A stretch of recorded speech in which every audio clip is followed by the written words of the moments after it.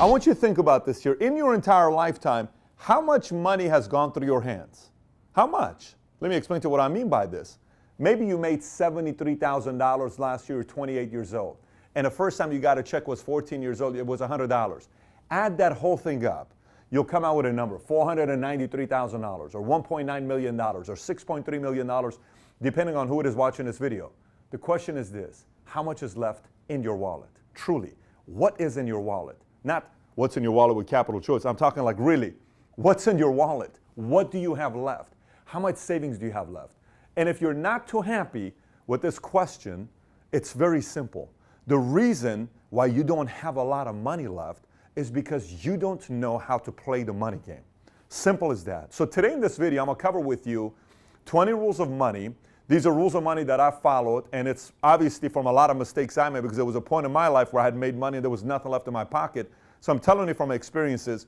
But rule number one is the most important one, and it's the one you have to buy into immediately. It's very simple. You can fight it, say whatever you want to do to it. It's a rule. And the rule is, it's a game. Money is a game. And the great thing about any game is the following thing. No matter what game you play the most, eventually get good at it. If I've never played chess and I play you and you played 100 times chess, you're probably going to beat me. If I have played Monopoly 1,000 times and you played 3 times, I'm probably going to beat you because it's a game. So the great thing about the money game is it can be learned. So many times people fight it and they have problems with it, and they say, well, you know, that person became rich because they're smart, this person did this. No. They learned the game, and you can also take the time to learn the game. Rule number 2 is don't be a hater of money. If you hate money, you'll never get money, because money doesn't like haters. So if you're a hater and you constantly say things like, well, money doesn't grow on trees, and money is this, and money is that, and rich people are this, you're right. Money says, you're right, I'm not turned on by you. It's almost as if going on a date with an attractive girl and telling the girl that you don't like attractive girls who don't know a lot about philosophy, and all they care about is their looks and doing makeup and doing this and working out and going to the gym. And this girl's like, dude, I put makeup on, I work out every day to stay in shape, but I also like other things in my life. But you know what? You're right. You're not attracted to me. I don't like you. She goes and finds another guy that says, I like a girl that takes care of her body. I like a girl that takes care of her skin. I like a girl that does makeup. I like a girl that works out 5 days a week. She's attracted to that guy. Keep that part of mind. Don't be a hater with money. Number 3, it's a doubles game. Listen, this should you can stop watching the entire video. You got the main things out of the way. It's a double game. And by the way, at the end of the video, I'm going to give you a free PDF. It's a double game. What is a double game? The entire game of money, it's about doubling your money. So what do you mean, Pat, doubling your money? Let me explain it to you this way. If you right now have $1,000 in your bank account, if you're watching this, you have $1,000 cash, you are 10 doubles away from $1 million. That's it. You're 5 doubles away from having $32,000. You're 13 doubles away from having $8.192 million.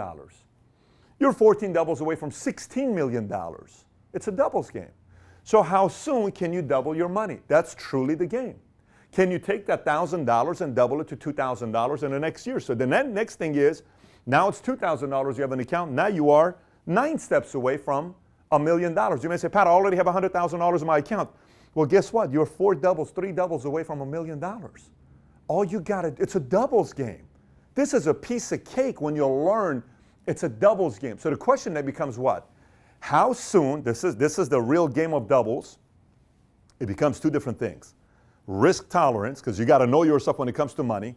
Your risk tolerance, depending on the age you're at, if you're 65, your risk tolerance is going to be lower than you being 22 years old, right? So you have your risk tolerance, you need to know you.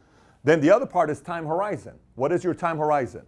So time horizon could be, I want to have $1 million by 10 years from now. Great. If it's 10 years, what do you have right now? Then you have to play your doubles game. How many doubles do I have with the $17,000 to get to $1 million? It's a simple game that you can learn what to do. As long as you know your risk tolerance, you know your time horizon, what it is and what the amount is, then you're playing the doubles game. Number 4, seduction. Let me explain to you about seduction, okay? Listen, I use the analogy with ladies because it's just how it is, okay? Money likes to be seduced. Money's attracted to seducers. Just like a woman doesn't like a desperate man, money doesn't like desperate people. Money's not attracted to desperate people who want it so bad because they want to make this money and show it off to everybody. No. Money seduce. You need to seduce money. Seduce money. And all of a sudden money says, oof, I like this guy. I like this girl. Oh my gosh, I'm turned on to you. Don't let money seduce you. You seduce money. It's a seduction game. So whoever learns the seduction game with money, all of a sudden money starts coming from all over the place to you because money is turned on by people that know exactly what they're doing. Money likes investors who know what they're doing. Okay? A girl goes on a date with a guy that knows what he's doing, she's most likely to come back, and then there's experience. So learn how to seduce money. Once you learn this whole thing, you'll get better at this game as well. Next, timing. Timing when it comes down to money. Let me explain about timing. I'm not talking timing like this is the best time to invest into Snapchat or this is the best time to buy the IPO of Facebook and etc. I'm not talking that timing. Although that's a whole different conversation with timing. Timing, I'm talking about running a business. I'll give you an idea. There was a time where logically I had to cut down, okay, in my business. And I had to get rid of 2 or 3 employees. Logically, I had to cut down.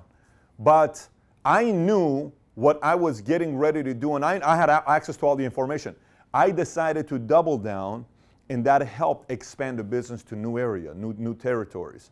So, and then the other part is cutting down expenses, is you knowing maybe numbers are looking very good, but there's an area that needs to be cut down that no one else knows about the information. You need to cut down because you have access to all the information. So there's got to be a part where you need to know, and this is a thing that we can't teach you. This is not something I can teach you about. But this is going to be a part of it that you're going to learn from experience with timing. Timing with when you buy, timing on when you invest, timing on when you stay light, timing on when you stay liquid, timing on when you go. There's a timing aspect to all those decisions you'll make. Number 6, boredom. Let me explain what boredom means. Money needs to be moved, okay? Again, if a girl is bored with you, she leaves you because you're too boring. Same with men. If a man is bored with a girl, they're going to leave because it's boring. Money doesn't like to be bored. What do I mean? If money stays in a checking account, money is going to somebody else who knows how to use that money. If money is just staying somewhere and it's not working, it's too boring, it goes to somebody else that knows what to do with money. So you got to make sure money's always moving. Money's always moving for you, always moving for you, always moving for you, always working for you, always out there doing something to create more money for you. Next, secret account. You always got to have a secret account. Let me tell you what a secret account is. It's an account that no one knows about. Your wife, your husband, your boyfriend, girlfriend, mom, dad, brother, sister. No one knows about this account. What is this account? It's a crisis account. A crisis account could be cash. A crisis account could be somewhere sitting down that no one knows about. Now, I know you may say, Pat, you just talk about boredom, you talk about this. 2 complete different stories. You got to have a crisis account that's not your emergency fund. I'm not talking emergency fund that this is the right thing to do. I'm talking a crisis account. What saved the business when we were going through difficult times and our company's checking account went to $13,000. I have payroll, commissions, everything. $13,000. Where we're about to shut down the company. It's this close. We're about to shut down the company. What saved us was the crisis account that I had. No one knew about. That money showed up, put it back into the business, saved us. We lasted. We made it through the tough times. And now we're here where we are today. But it's because I had a secret crisis account no one else knew about. You always need to have a secret crisis account. Number 8, don't drive first class until you have $10 million in a bank account. I see so many people spending $2 grand on a flight where they can spend $400. Listen, I'm 6'4", 6'5", 240, and do you know how many times till today I've paid first class? 0. I don't pay first class. Other people pay for my first class, but I don't pay first class.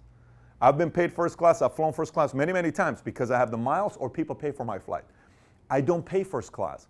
And why is that? Here's how I did the math. Now, obviously, I can afford to do it, no problem. But here's how I did the math. You're trying to tell me $2,000 for a first-class flight, and I can get $500 for the same flight. That $1,500 times 9 flights in a month, that's 9,000. That's 9 times what? $1,500 is $13,500, some number like that. You know what I can do with that number? That's 4 employees. That's marketing. That's expansion. Over a year, that's $200,000, $180,000. Why am I going to waste that money? That's an executive I can bring in. That's 2 incredible employees I can bring in. I don't pay first class. Other people pay first class. Once you get 10 million bucks and you want to do it, that's great.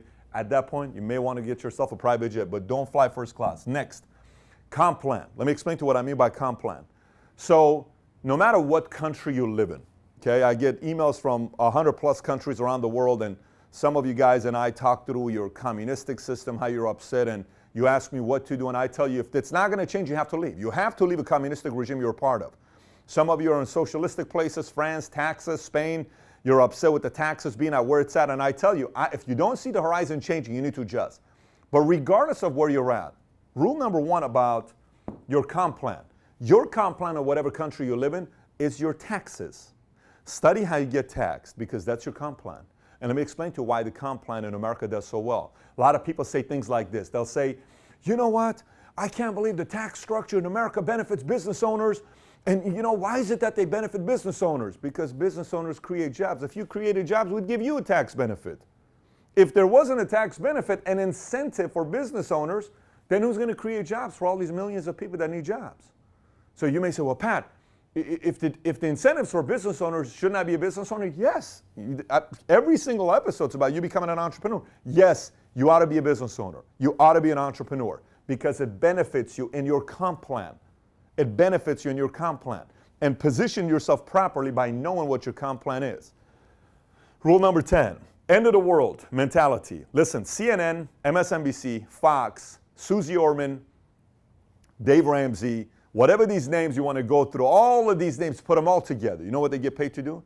They get paid to sell crisis. Because if it happens, you got to be ready for it. Okay? And so what happens a lot of times is people get afraid. And they think it's the end of the world. And like that 2008 when the market crisis took place, the market went all the way down to 6,000 some, Dow Jones did. Everybody started pulling their money out. It's at $21,000 today, 21,000 points today. Imagine if you left the money in. How much compounding money was lost? Simply because you thought it was the end of the world. Simply because you thought there was a nuclear world that was going to happen all over the world. By the way, let me explain to you. If truly a nuclear war is going to happen, do you really think your money matters? Come on. We're not going to exist. So you got to act as if there's no nuclear war that's going to take place and panic so much when everybody tells you everything. And you got to learn how to manage those times when 90% of the world thinks it's the end of the world. You got to be ready. So how do you do that? Let me explain. I was part of the community that it's always the end of the world until I realized how you become wealthy is during this time. During this time when it's the end of the world, you know who wins? Those who have cash. This is why it's important to have cash set aside. And I'm not talking boredom money. I'm talking cash set aside when it's the end of the world for you to buy stuff. Every time crisis takes place, a lot of people become wealthy. A lot of people become wealthy because everything's on sale. Everything's on sale when there's crisis. People sell their exotics because they can't afford it. People sell their artwork for 1/5 of a price. Homes sell for 1/2 of a price.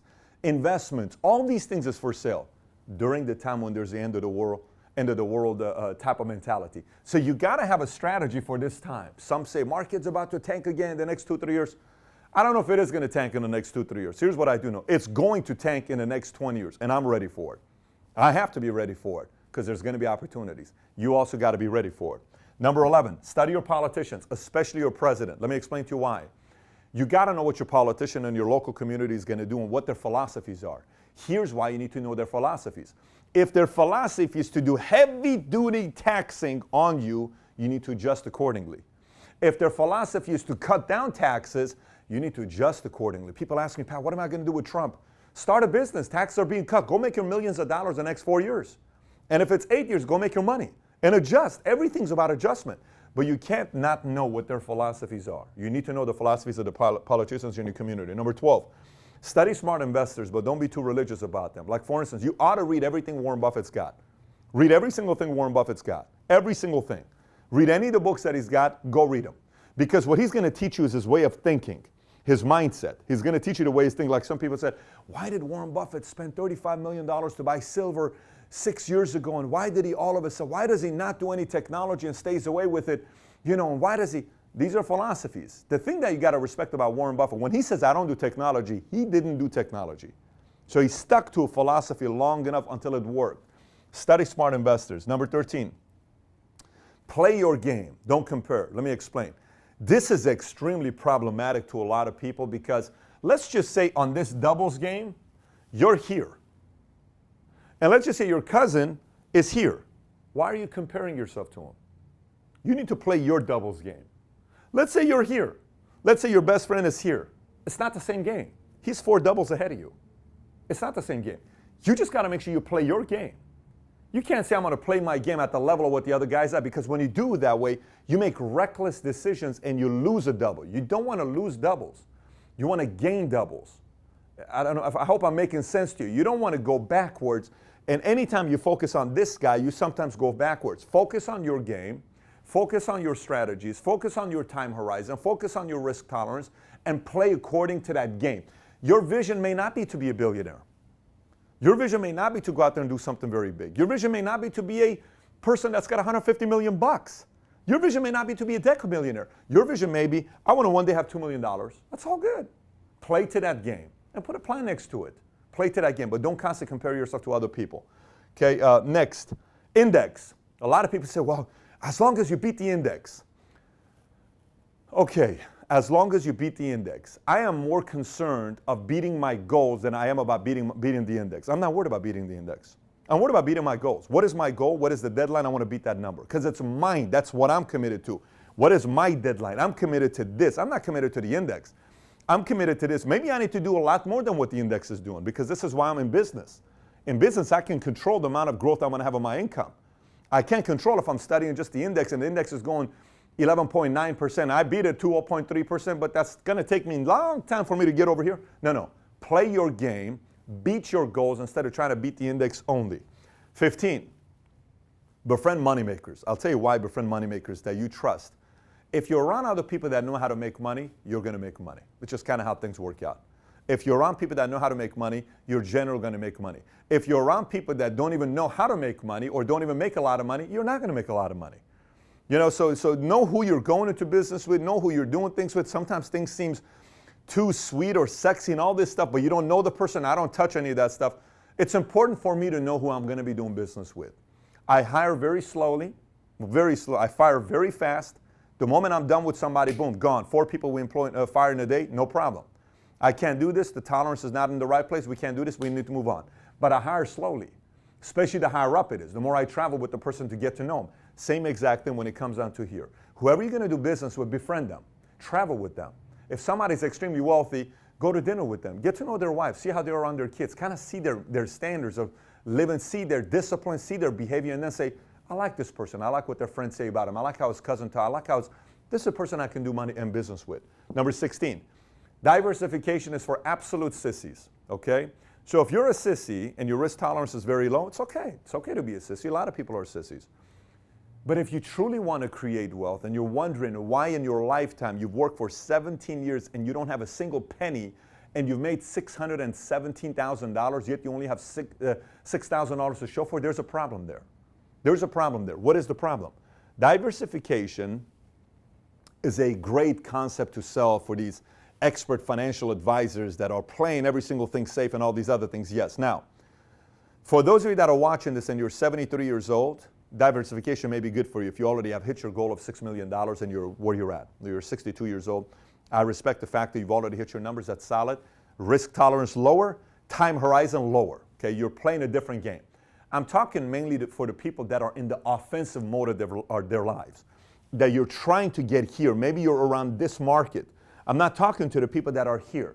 I'm talking to the people that are here. You're trying to get your doubles to go quickly, faster. If you just rely on diversification, 20, 30, 40 years, well, then you just got to know that it's going to take 40 years. It's going to take 30 years. Maybe. That's if everything goes the way it's supposed to be going.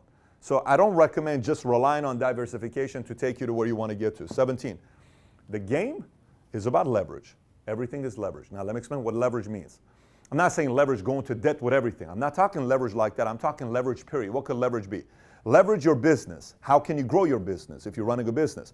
How can you leverage to have more support? How can you leverage to sell more? How can you leverage to expand more? How can you leverage to increase the value of your business more? How can you leverage to market yourself more? How can you leverage to get to the customer faster? How can you leverage to increase the speed of growth of your business? How can you leverage to get certain things going? How can you leverage? Everything is a leverage game. Everything is a leverage game. And the more you study the concept of leverage and the game, how it works, the better it is for your wealth. Number 18, positioning. Positioning has to do with, for instance, I'll tell you what positioning is. We can do a whole thing on positioning, but I'm just going to give it to you in a shorter sense. Positioning. if I'm going to go work at a company and I'm going to have a piece of the equity and I'm going to position myself to own a piece of that company and it's going to go public, that's smart positioning. That's very, very smart positioning. Tom over here, who's our president, Tom created his wealth by positioning. He went and positioned himself in certain places and participated in the victory by owning a piece, and he positioned himself. Sometimes it's positioning. Sometimes it's who you're running with. A lot of times people say, wow, you know, I'm making great income with this company I'm at. Yeah, but you haven't positioned yourself here because there's no backing on the equity. So it's positioning. You got to also position yourself here to make sure you're taking care of that part, right? Of course, you got to take care of your credit. You got to have high income, savings, investments, but you got to make sure you position yourself properly as well. Number 19, strategic partnerships. Strategic partnerships. The more you can create an environment, it's kind of similar to befriend moneymakers, but this is slightly different because it's intentional. If you can figure, like what we do with our company, is we have strategic partnerships where a lot of people make money, okay? The more people make money, the more people continue to do business with you if there's strategic partnerships. I have strategic partnerships with $400 billion companies, $200 billion companies, $60 billion companies. I have strategic partnerships with a lot of different companies that benefits them, okay? Strategic partnership increases the value of making money because a lot more people are making money with you when they go into business with you. And last but not least, big check syndrome. Let me tell you what the big check syndrome is. Oh my gosh, I've seen so many people screw this whole thing up, and I'll just explain to you what it is.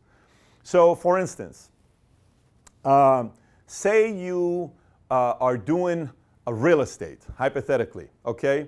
And all of a sudden you get, this one client wants you to sell their home. It's a $3 million home. I'm just throwing numbers out there. And you go and sell this $3 million home, and the check is $100 and some thousand that you get. And you say, oh my gosh, I made $100,000. And for 2 months, you live as if you made $100,000 in a month. What you don't realize is that $100,000 check in a month, you need to look at it as an $8,300 a month income for that year. That's what that means. It's not $100,000. And I've seen so many people who treat this as $100,000 in a month, and they get cocky, arrogant, all this stuff, and then they go back to right here. And their double goes lower and lower and lower. And they don't realize it's just a big payday. Let me explain. Would you rather have, right now, a $500,000 cash I give you? Watch this question, you're going to answer. Would you rather take a $500,000, okay, given to you, up front I'm going to give you $500,000, or would you rather take an income stream, guaranteed, okay, of $100,000 over 20 years? Which one would you take? $500,000 up front, $100,000 over 20 years. Which one would you take? You know what, believe it or not, most people will say, well, I think the right answer is $100,000. Most people would take the $500,000. Let me tell you why the $100,000 allows you to do more. The $100,000 is $2 million. The $500,000 is $500,000. See, this gives me the opportunity to have a stronger backing to make bigger decisions to get bigger doubles. Now you may say, Pat, but $500,000, that already puts me here. It's irrelevant if you don't know how to play the money game. It's irrelevant if you don't know how to play the money game. I want high income as well. I want income coming in that feeds my game so I can increase my net worth. This is a very, very important game. So don't get too crazy about big check syndrome and all of a sudden fall for it and lose everything that you got, because it can totally mess up with your net worth and you work all the way back to your doubles. So with that being said, this is what I'm going to do to you. This episode is obviously an episode that people would want to look at on a PDF. So we're going to give you a free PDF, but this is what you need to do. You need to visit patrickbaydavid.com. We'll put the link on the bottom of the YouTube video as well so you can see it. But if you're not here and you're seeing this video in a completely different place, because videos nowadays are being shared everywhere, you can go to patrickbaydavid.com, okay? When you go to the website, the link for this is going to be there. Look for the link. And if you don't see it anywhere, just go on the search on the bottom of my website. Paul, show exactly where the search would be. Type in money, and this would come up. Rules of money, this would come up. Then get the free PDF, print it out, and look at it and start studying which of those 20 rules you follow and you do very well at, and which you don't, and start adjusting to it, and study the areas that you need to do to improve in those games. So with that being said, if you have any questions, any thoughts, any comments, comment on the bottom. And thanks for watching, everybody. Take care. Bye-bye.